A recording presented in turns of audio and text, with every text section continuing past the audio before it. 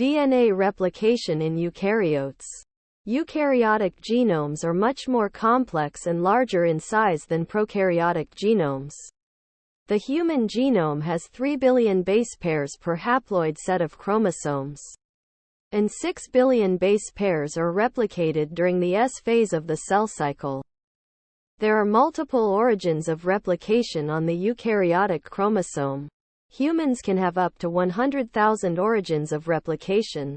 The rate of replication is approximately 100 nucleotides per second, much slower than prokaryotic replication. In yeast, which is a eukaryote, special sequences known as autonomously replicating sequences, ARS, are found on the chromosomes. These are equivalent to the origin of replication in E. coli. The number of DNA polymerases in eukaryotes is much more than prokaryotes. 14 are known, of which 5 are known to have major roles during replication and have been well studied. They are known as pol, alpha, pol, beta, pol, gamma, pol, delta, and pol, epsilon.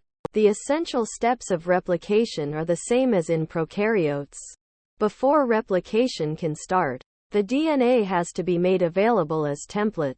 Eukaryotic DNA is bound to basic proteins known as histones to form structures called nucleosomes.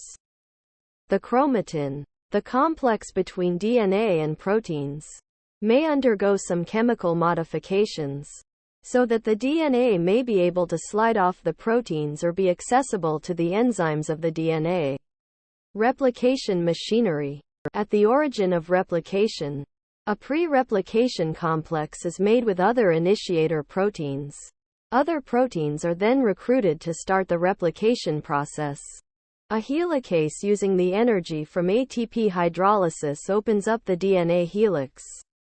Replication forks are formed at each replication origin as the DNA unwinds.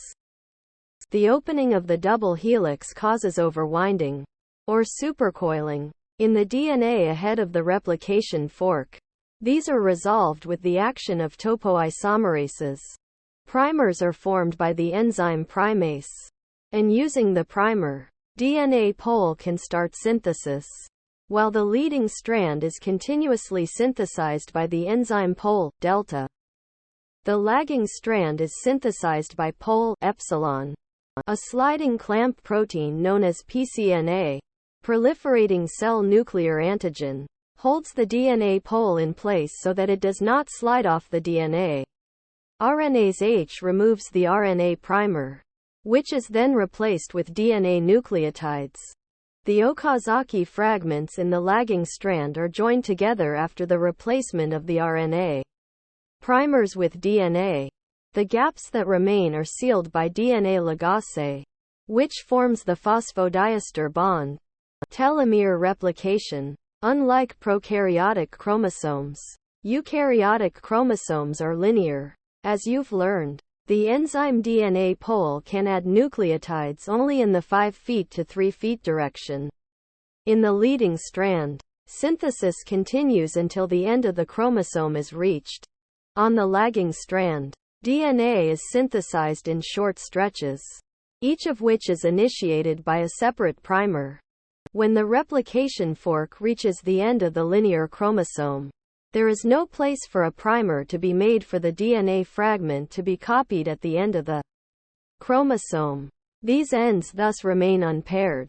And over time these ends may get progressively shorter as cells continue to divide. The ends of the linear chromosomes are known as telomeres, which have repetitive sequences that code for no particular gene. In a way, these telomeres protect the genes from getting deleted as cells continue to divide. In humans, a 6-base pair sequence, TTAGGG, is repeated 100 to 1000 times. The discovery of the enzyme telomerase, Figure 2, helped in the understanding of how chromosome ends are maintained. The telomerase enzyme contains a catalytic part and a built-in RNA template. It attaches to the end of the chromosome, and complementary bases to the RNA template are added on the 3' end of the DNA strand.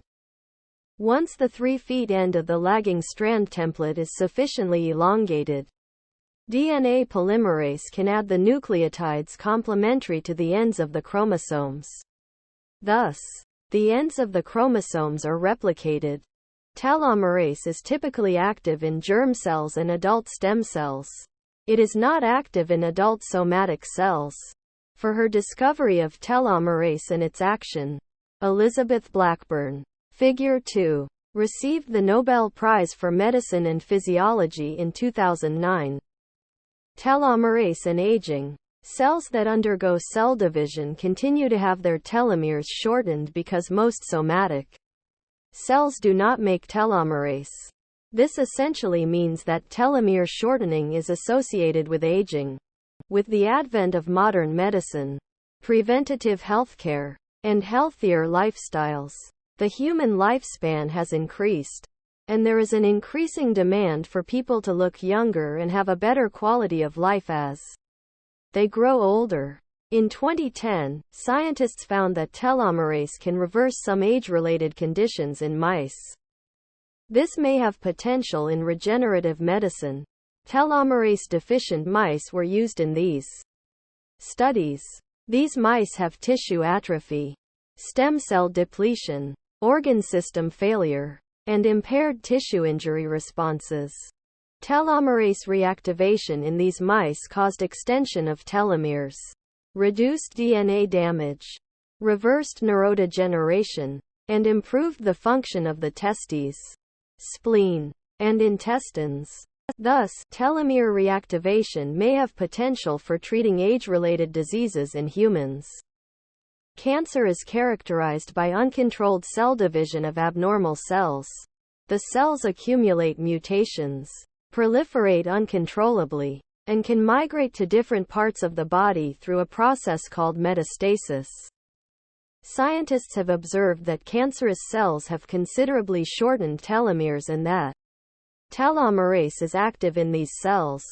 Interestingly, only after the telomeres were shortened in the cancer cells did the telomerase become active.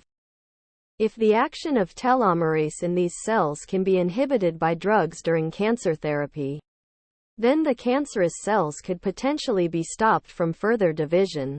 Section summary. Replication in eukaryotes starts at multiple origins of replication. The mechanism is quite similar to prokaryotes. A primer is required to initiate synthesis, which is then extended by DNA polymerase as it adds nucleotides one by one to the growing chain. The leading strand is synthesized continuously, whereas the lagging strand is synthesized in short stretches called Okazaki fragments. The RNA primers are replaced with DNA nucleotides. The DNA remains one continuous strand by linking the DNA fragments with DNA ligase. The ends of the chromosomes pose a problem as polymerase is unable to extend them without a primer. Telomerase, an enzyme with an inbuilt RNA template, extends the ends by copying the RNA template and extending one end of the chromosome. DNA polymerase can then extend the DNA using the primer. In this way, the ends of the chromosomes are protected. Thank you for watching BookTube channel. Make sure to smash the like and subscribe buttons to receive notifications about new contents.